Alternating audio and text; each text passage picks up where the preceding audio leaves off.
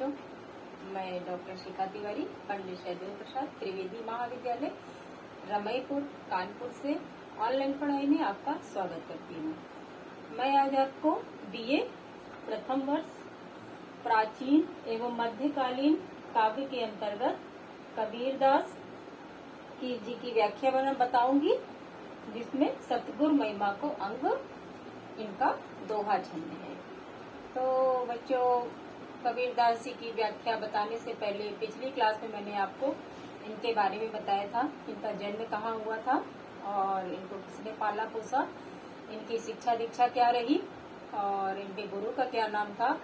इसके साथ ही कबीरदास जी ने साखी, सबद, रामायणी 3 रचनाओं के माध्यम से किस प्रकार काव्य को अपनी गति प्रदान करी है, इसके बारे में हमने समझा था। आज मैं आपको इनकी दोहों की व्याख्या बताऊंगी।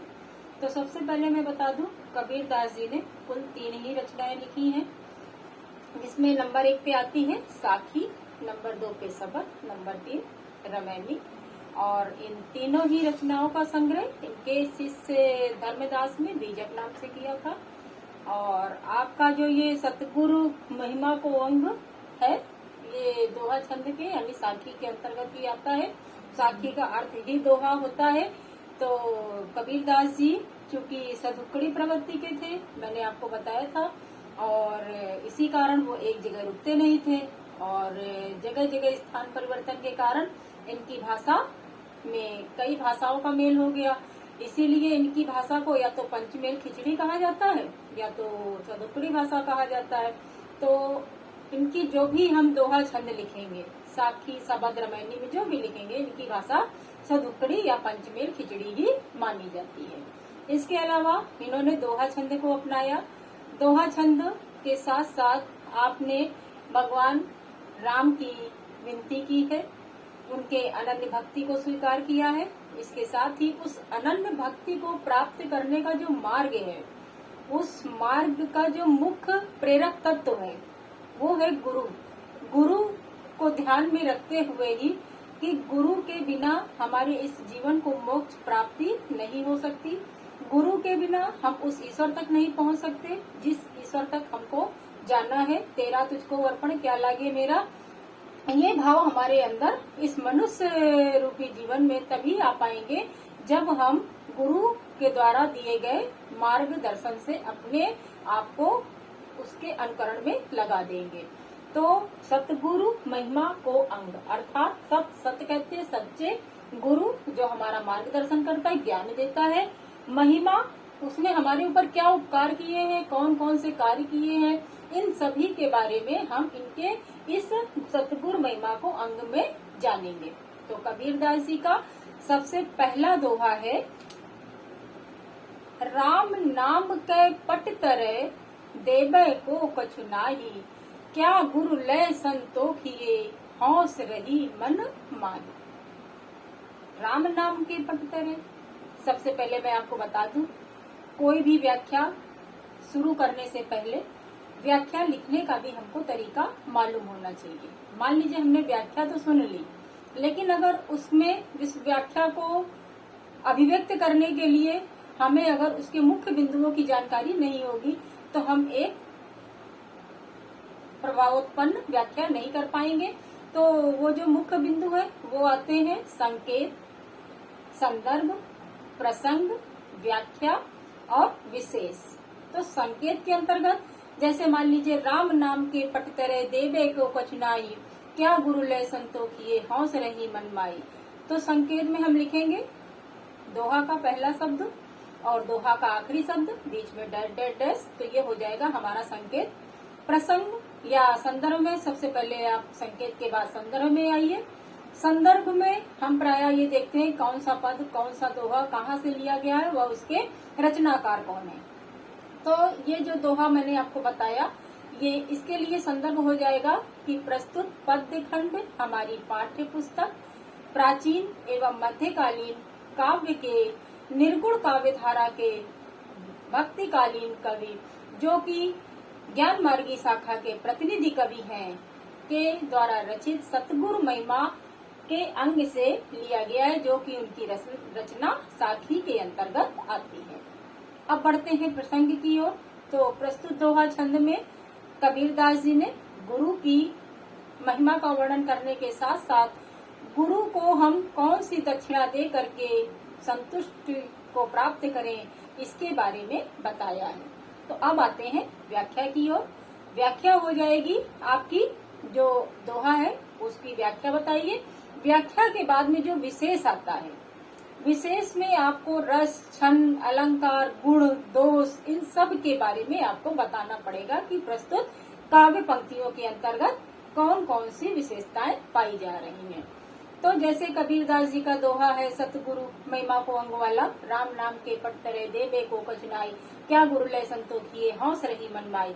तो इसमें एक तो अनुप्रास अलंकार है, दूसरा भाषा इनकी सधुकड़ी, तीसरी छंद दोहा छंद, चौथा गुरु के ज्ञान की बात कही जा रही है।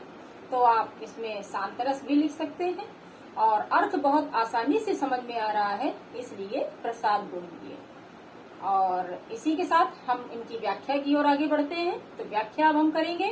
राम नाम के पट तरे, राम, राम कहते हैं ईश्वर को, ईश्वर यानी अर्थात राम के नाम पट तरे बराबर यानी उसके समकक्ष में, राम नाम के पट तरे देवे को कछुनाई, मेरे पास देने के लिए कुछ भी शेष नहीं है। अर्थात राम का नाम इतना ऊंचा है कि उसकी तुलना करने वाला कुछ भी वस्तु हमारे पास नहीं है।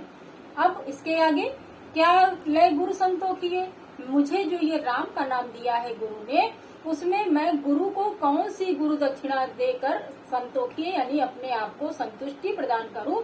हौस रही मन माई, यह जो कष्ट है, हौस है, वेदना है, ये हमारे मन में निरंतर बनी रहती है।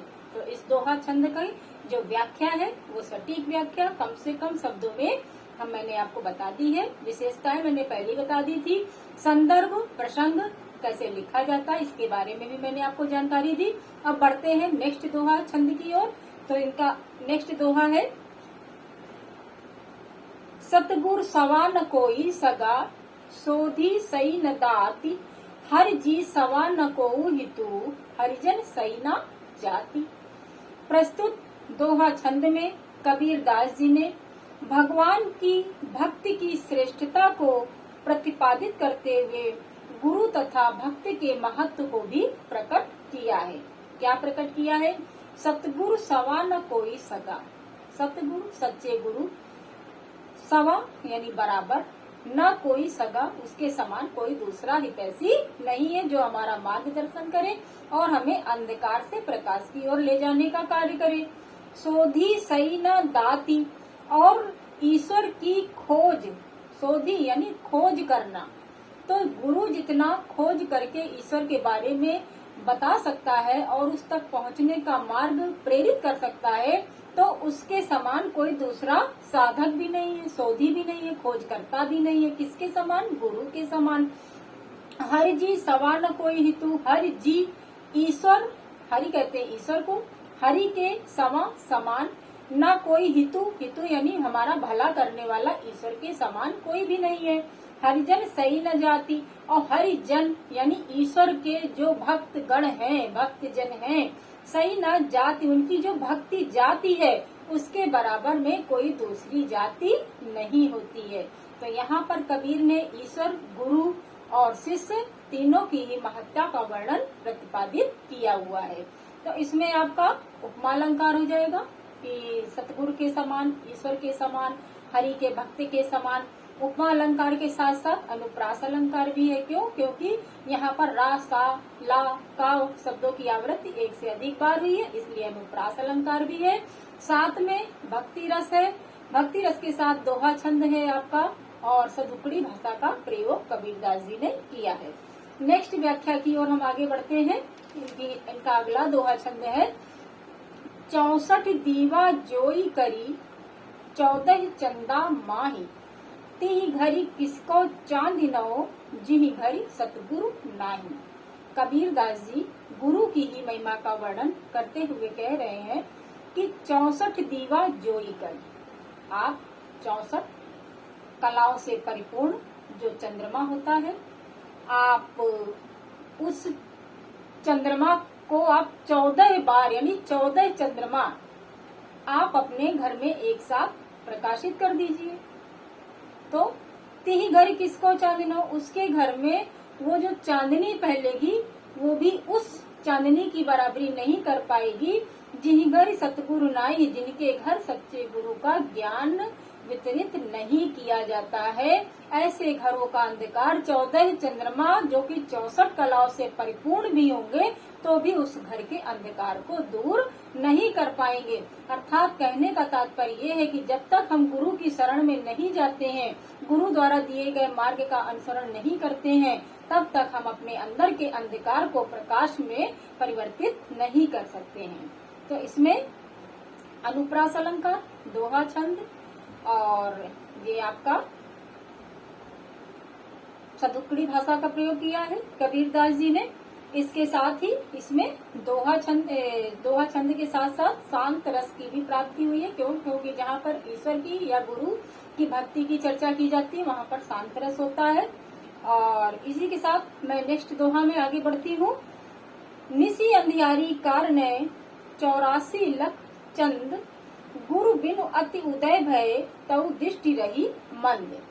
अब कबीरदास जी क्या कहते हैं कि गुरु की महिमा की विशेषता को रेखांकित करते हुए, उसी की महत्ता का वर्णन करते हुए कबीरदास जी कह रहे हैं निसी अंधियारी कारण। ये जो रात्रि होती है, निसी कहते हैं रात्रि को, तो रात्रि के अंधकार को दूर करने के लिए 84 लाख चंद्र, मनुष्य ने 84 लाख चंद्रमाओं को बहुत उत्सुकता के साथ और बहुत प्रयत्न के साथ उदित किया, किंतु तब भी उसकी जो दृष्टि थी वो मंद ही रह गई। गुरु बिन अति उदय भय तऊ रही दृष्टि मंद, यानी वह ठीक से देखने में सक्षम नहीं हो पाया। क्यों? क्योंकि उसके पास सतगुरु की कृपा का प्रकाश नहीं था। कहने का तात्पर्य ये है कि चाहे व्यक्ति कितनी ही प्रकार की कुशलताएं क्यों न प्राप्त कर ले, भौतिक सुविधाओं की चरम सीमा को भी प्राप्त कर ले, फिर भी इन उपलब्धियों से वह उस दिव्य दृष्टि को प्राप्त नहीं कर पाएगा जो कि केवल एक गुरु के द्वारा ही मिलती है। अज्ञानता का अंधकार मात्र सद्गुरु ही दूर कर सकता है। अन्य सारे साधन जुटाने के बाद भी दिव्यता की अनुभूति नहीं हो पाती है। अतः सच्चा गुरु ही सबसे आगे बढ़कर हमारा मार्गदर्शन करता है। तो इसमें भी सदुक्कड़ी भाषा, शांत रस, छंद, दोहा, अलंकार, अनुप्रास अलंकार। हम नेक्स्ट दोहे की ओर हम बढ़ते हैं। जाका गुरु है आंधला, चेला है जा चंद, अंधे अंधा ठेलिया दोनों कूप परम। कबीरदास जी कहते हैं कि जिसका गुरु भी अंधा है और जिसका शिष्य भी अंधा है, तो जब दो अंधे एक साथ मिल जाते हैं तो क्या होता है, उनका अंत इसी संसार में जाकर के हो जाता है। तो जाका गुरु है आंधला, जिसका गुरु अज्ञानी है, अंधा है, चेला है जाचंद, और चेला यानी शिष्य उस गुरु से भी बढ़कर अज्ञानी है। तो अंधे अंधा ठेलिया दोनों एक दूसरे अज्ञानी को धक्का देते हुए दोनों कूप पड़ंत इस संसार रूपी कुएं में जाकर गिर जाते हैं और मर जाते हैं, अर्थात मोक्ष की प्राप्ति नहीं कर पाते हैं। मोक्ष की प्राप्ति तभी होगी जब गुरु भी ज्ञानी होगा और गुरु के ज्ञान को ग्रहण करने वाला शिष्य भी ज्ञानी होगा। तो प्रस्तुत दोहा छंद में कबीरदास जी ने गुरु की महिमा के साथ साथ शिष्य का भी ज्ञानी होना बताया है और उसके साथ ही सदुक्कड़ी भाषा के साथ दोहा छंद का प्रयोग, शांत रस का प्रयोग, अनुप्रास अलंकार का प्रयोग। बच्चों आज के लिए बस इतना ही। नेक्स्ट वीडियो में हम फिर मिलेंगे। धन्यवाद।